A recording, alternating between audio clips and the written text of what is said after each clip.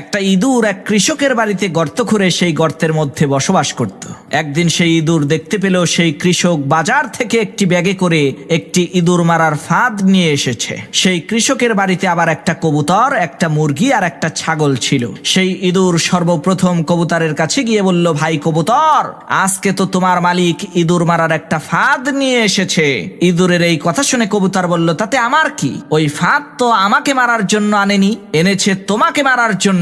এটা তোমার সমস্যা, তুমিই বোঝো। কবুতরের এই কথা শুনে সেই ইঁদুরটি নিরাশ হয়ে মুরগির কাছে যে ওই ইঁদুর মারার ফাঁদের কথাটা বলল। তখন মুরগিও এই একই কথা বলল, ভাই এটা তো তোমার সমস্যা, এর সাথে তো আমার কোনো লেনা দেনা নাই। মুরগির কথা শুনে সেই ইঁদুর আরো হতাশ হয়ে ছাগলের কাছে গিয়ে ওই ইঁদুর মারার ফাঁদটার কথা বলল। ইঁদুরের কথা শুনে ওই ছাগলটি হাসতে হাসতে বলতে লাগলো, ভাই তোমাকে মারার জন্যই আমার মালিক ওই ফাঁদ বাজার থেকে কিনে এনেছে, তাতে আমার কি সমস্যা? আমি তো খুবই আরামে আছি।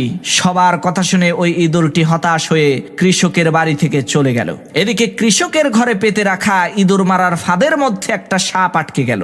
রাতের অন্ধকারে ওই কৃষকের স্ত্রী ইঁদুর মনে করে যখনই ওই ইঁদুর মারার ফাঁদটাকে হাত দিয়ে ধরেছে, আর অমনি সাথে সাথে সাপটা কৃষকের স্ত্রীর হাতে কামড় বসিয়ে দিল। তখন কৃষক তার স্ত্রীকে বাঁচানোর জন্য হাকিম কবিরাজ নিয়ে আসলো। হাকিম সাহেব চিকিৎসা দিয়ে বললেন, এই সাপে কাটা রোগীকে কবুতরের স্যুপ খাওয়াতে হবে, তাহলে ইনশাআল্লাহ খুব দ্রুতই সে সুস্থ হয়ে যাবে। সেই কৃষক হাকিমের কথা শুনে তার স্ত্রীকে বাঁচানোর জন্য ওই বাড়িতে থাকা কবুতরটিকে জবাই করে স্যুপ বানিয়ে তার স্ত্রীকে খেতে দিল।